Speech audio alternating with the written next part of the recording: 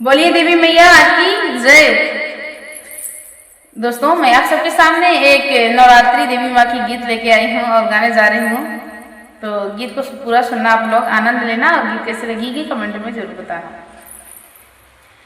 गलिया की गलिया में घूमले मलनिया, हो के हो ले है ना, हो के हो ले है ना। हमरे डेलरी का फुलवा हो के हो ले है ना, हमरे डेलरी के फुलवा हो के हो ले है ना। अपने मंदिरिया से बोली शीतल मैया, हो कि हम ले बैना, हो कि हम ले बैना। तोहरे डेलरी का फुलवा मालिन हम ले बैना, तोहरे डेलरी का फुलवा हो कि हम ले बैना। तू तब से लू मैया ऊँचे रे पहरवा, हो के हो दई है ना।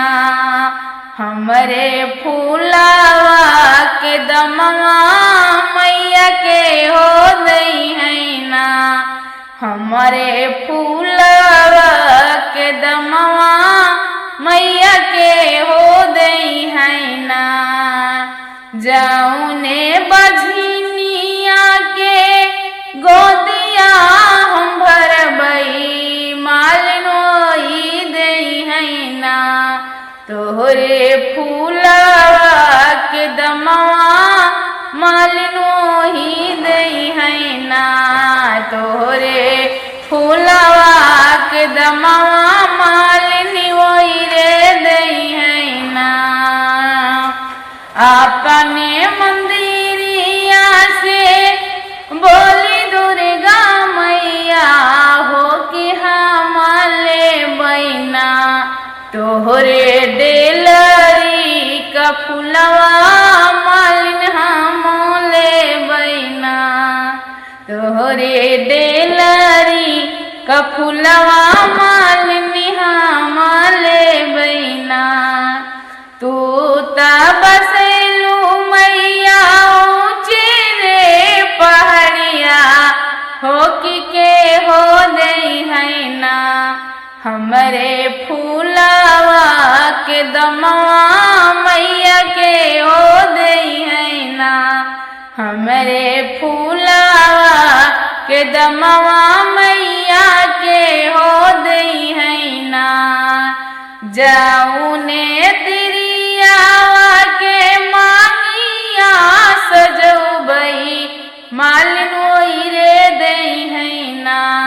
तोहरे फूलवा के दमवा मालिन होई दई है ना, तोहरे फूलवा के दमवा मालिन होई दई है ना।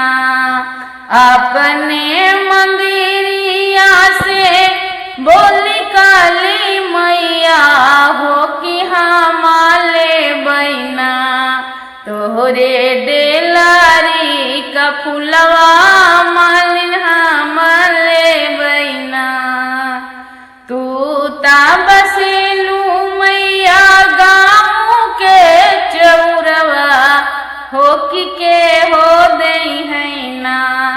हमरे फूलवा के दमवा माई के हो दई है ना, हमरे फूलवा के दमवा माई के हो दई है ना। जाऊने दुखियावा के सुखी हम बनौबई, हो कि वही दई है ना। तोहरे फूलवा के दमवा मालिन होई दई है ना, तोहरे फूलवा के दमवा मालिन होई दई है ना। तोहरे फूला दमवा मालिन वही रे देना। बोले देवी मैया की जय।